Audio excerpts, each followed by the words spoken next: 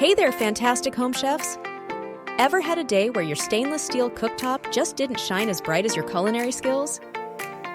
Guess what? The secret to making it sparkle is probably right in your pantry. And it's cheap, easy, and non-toxic.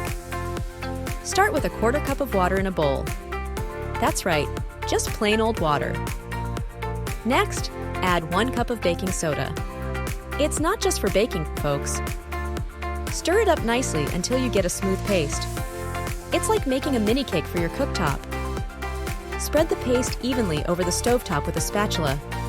No need to get your hands dirty. Here's a pro tip. Always clean in the direction of the grain. Think of it like brushing your hair. Always go with the flow. Wipe it all away with a microfiber cloth. Look at that shine. It's like a spa day for your stovetop.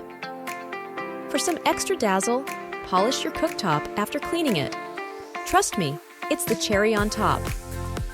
Gently wipe the clean stainless steel with a dab of olive oil, going with the grain.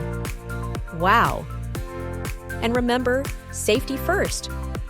Always ensure the stove is completely cool before you start cleaning. There you have it. A gleaming cooktop, all with ingredients you already had at home. Easy, right?